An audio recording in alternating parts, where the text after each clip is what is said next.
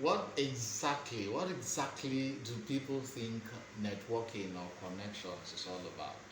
I mean, if you ask someone what connections are all about in terms of looking for a job, you will see people saying, if you don't know so so and so person, you can't get so so and so job. If you don't know an inside, people tend to have a lot of excuses, and I understand how a referral system work in certain organizations, but we should always try to give ourselves the benefit of doubt. I give you some example. You see, networking from my personal experience is not always vertical. It's not always vertical. You go to a conference, you go to a symposia, you go to a gathering of people, and all you are interested in is taking pictures with the key speakers, with people who are very popular, and then you forget, in fact, to ask questions or to communicate with people who are sitting close to you. Now, on a scale of 1 to 10, how many of those popular persons that you gave your contact to, that you gave your face to, that you took pictures with, how many of them would actually remember you after that event? You see, but you can actually get a reminder, and you, in fact, would actually build a relationship with somebody that you are sitting close with. Okay, now I remember the very first job I got after the university. It was a job that I got just by connecting with somebody who was two classes below me, or perhaps one class below me. So I spoke to a lot of persons. I would have chosen to speak to the professors, the popular persons in school, but I choose to speak with fellow students because I was like, okay, maybe there is somebody somewhere in this school whose father or whose mother or whose relative have one connection that they can, or one job somewhere that they can actually expose me to. Why not begin to talk to this person? And that's exactly what I did.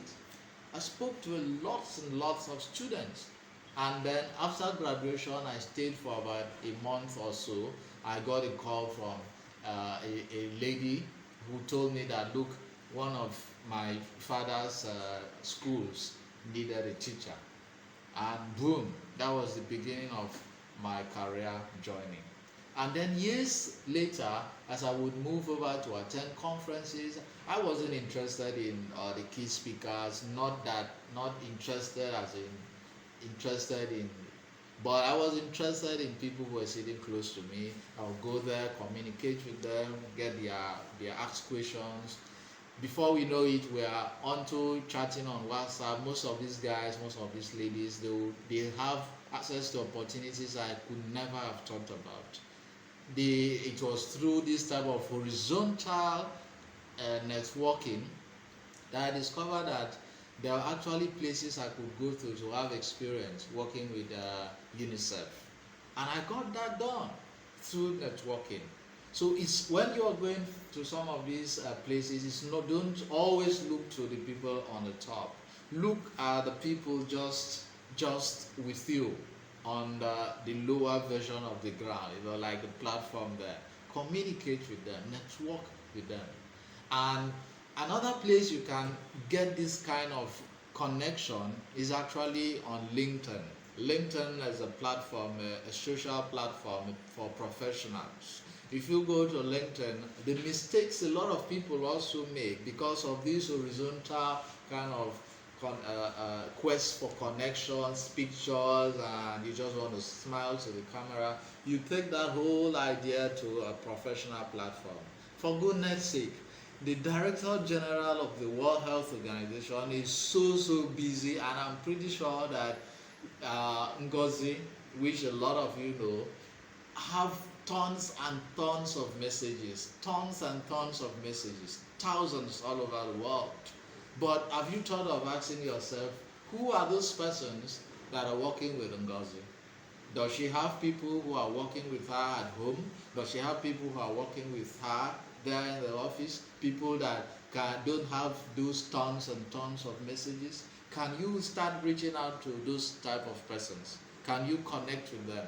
And I'm sure if you go to LinkedIn, you would see that she has people who are followers or connections, people you can always ask questions, people who have met her face to face.